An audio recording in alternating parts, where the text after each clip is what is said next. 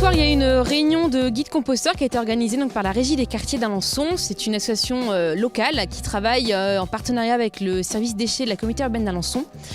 Donc l'objectif, c'est de former des personnes au compostage, donc dans le but de réduire au maximum les déchets sur la communauté urbaine d'Alençon. Les biodéchets, donc tous les déchets qu'on peut mettre dans le composteur, la plupart du temps finissent dans les ordures ménagères.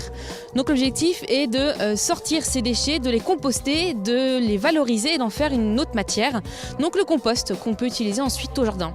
Les réunions s'organisent toujours en plusieurs temps. Donc on fait d'abord un tour de table parce qu'on a tous des expériences différentes du compostage. Donc on convie toujours les guides qui sont déjà formés, les autres qui se lancent un peu dans l'aventure. Donc ça permet de partager un peu les expériences. Ensuite, à l'aide d'un vidéoprogramme, on présente un peu les bases du compostage, les grandes questions, ce qu'on peut mettre, ce qu'on ne peut pas mettre, comment l'entretenir. Et ensuite, on se rend systématiquement dans une aire de compostage parce que c'est vraiment en voyant la matière se décomposer qu'on se rend bien compte que le compostage, c'est pas si compliqué que ça à faire. Et ça permet de lever vraiment les freins que beaucoup de personnes se mettent en tête sur le compostage.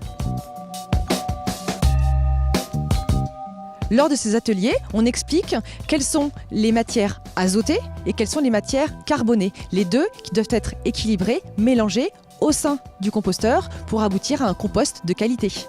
L'intérêt de composter, c'est aussi créer soi-même un engrais totalement naturel.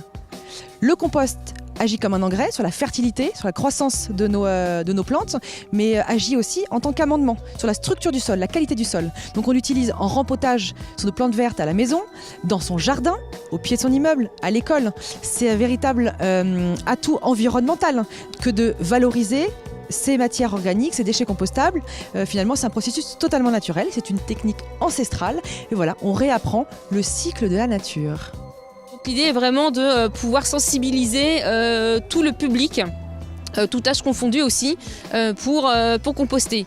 Là, la zone qu'il y a juste derrière moi, il y en a 19 qui ont été installés sur tout Alençon. Donc le compostage aussi collectif fonctionne tout aussi bien. Alors pour le moment, truc et astuce, j'ai un composteur à la maison ou au pied de mon immeuble. Le plus important, c'est d'apporter des déchets variés, des déchets frais.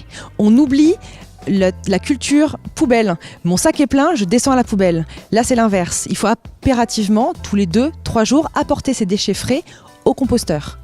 Une autre astuce, c'est qu'on va fragmenter. Et on va mélanger tous les déchets au sein du composteur. Plus les déchets seront frais, fragmentés, mélangés, plus vite le processus de compostage va se réaliser et on aura, en bout de chaîne, un compost de qualité.